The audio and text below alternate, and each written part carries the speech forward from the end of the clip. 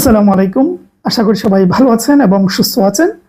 গতকাল সমাজ সেবার এক ধামাকা নিয়োগ দিয়েছে প্রায় 1500-এর কাছাকাছি। তো সেটা নিয়ে তো কথা বলছি। আজকে এই ভিডিও একটা কমপ্লিট ভিডিও হতে যাচ্ছে। এই ভিডিওতে সমাজ সেবার কাজ কি, প্রমোশন, পরীক্ষার পদ্ধতি, মানে এই জরুরি বিষয়গুলো ইনশাল্লাহ আমি ক্লিয়ার করে দেব।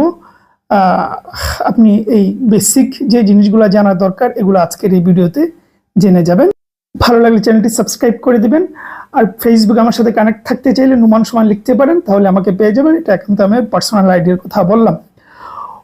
মূল কথায় আসি, সমাজসেবা। আচ্ছা, সমাজসেবার আবেদন শুরু হবে সামনের মাসের 2 তারিখ থেকে, অর্থাৎ ঈদের 2-3 দিন পর থেকে শুরু হবে 23 তারিখ পর্যন্ত, অর্থাৎ অ্যারাউন্ড 20 দিনের মতন হয়। 19 দিন 20 দিনের মতন দিয়েছে, আবেদনটা করে নেবেন। সমাজসেবার এই নিয়োগটি এটা হচ্ছে সমাজসেবার নিয়োগটা এমন একটা নিয়োগ যেটা সামাজিক মর্যাদা রয়েছে, যেহেতু একেবারে মাঠ লেভেলের কাজ আপনারা করবেন বা সমাজসেবার বিভিন্ন কর্মকর্তারা করে থাকে। বিশেষত ইউনিয়ন সমাজকর্মী একেবারে তো মাঠ লেভেলের, যার কারণে মানুষের সাথে সংযোগটা একটু বেশি এবং সমাজে মর্যাদাটাও আছে। এবং যেহেতু রাজস্ব খাতের নিয়োগ, এখানে চাকরির নিশ্চয়তা, নিরাপত্তা অনেক অনেক গুণ বেশি।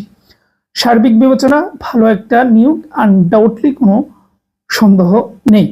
প্রথমে সমাজসেবার কাজ কি এটা একটু মোটা দাগে বলে দিই। মোটা দাগে সমাজসেবার কাজ হচ্ছে বিভিন্ন ভাতা প্রদান করা, বয়স্ক ভাতা প্রদান করা, প্রতিবন্ধী তদারকি করা, এতিমখানা, সরকারি এতিমখানা পরিচালনা করা, এবং সমাজসেবার আরও অনেক কার্যক্রম থাকে, বিভিন্ন প্রকল্প থাকে। ওগুলা মাঠ লেভেলে একেবারে আপনি এক্সিকিউট করা, মাঠ লেভেলে পরিচালনা করা। একদম মোটা দাগে সামাজিক যত কাজকর্ম রয়েছে সবগুলোই, মানে গভর্নমেন্টের প্রতিনিধি হিসেবে সবগুলো করতে হয়। এগুলো হচ্ছে মোটা দাগের কথা। সুযোগ সুবিধার কথায় আসি। সামনে নতুন পে স্কেল হয়তো আসবে, আসলে তো বেতন অনেক বেড়ে যাবে। তো ওগুলো তো রেগুলারলি পাবেনি। সাথে সাথে বাসা ভাড়া, চিকিৎসা ভাতা, উৎসব ভাতা, বৈশাখী ভাতা, পেনশন, ইনক্রিমেন্ট, মানে যা যা আছে, টিএ ডিএ, মাঠ লেভেলেরও টিএ ডিএ পেয়ে থাকে। তারপর বাড়তি ভাতাও থাকে এবং বাড়তি অর্থনৈতিক এক্সট্রা সুবিধাও মিলে। এটা বিশেষত একটু নিচের দিকে যারা মাঠ লেভেলে কাজ করেন তারা বেশি পেয়ে থাকেন। তারপর যদি অসৎ হয়ে থাকেন, বিভিন্ন প্রজেক্টে আপনার নৈতিকতার বহির্ভূত অনেক কিছু আপনার করার সুযোগ থাকবে, যেটা লজ্জাজনক। আমি এটাকে করছি না, কিন্তু প্র্যাকটিক্যাল বিষয়টা আমি তুলে ধরতেছি যে এই সুযোগও তৈরি হয় আপনি যদি অসৎ হন। তারপরে অপুরন্ত নিজের জেলা ইউনিয়নে কাজ করার সুযোগ, এগুলা দেখার মতন বা চোখে পড়ার মতন সুযোগ সুবিধা বলে আমার মনে হয়। এবার আসলে একটু প্রমোশন নিয়ে কথা বলি। আচ্ছা, প্রমোশন নিয়ে যদি কথা বলি, এখানে সমাজসেবার প্রমোশন গ্রোথটা হচ্ছে কি, এটাকে খুব মানে স্লো বলা যায় না। যেরকম এর আগের একটা নিয়োগের কথা বলছিলাম জুডিশিয়ালের, তো সেইভাবে সমাজসেবা বলা যায় না। আবার খুব স্পিড গতিতে হয় সেটাও বলা যায় না। একটা স্ট্যান্ডার্ড মোটামুটি লেভেলের একটা গতি থাকে সমাজসেবার, খুব যে দ্রুত হয় তাও নয়। তো এই হলো একটা প্রমোশনের বিষয়।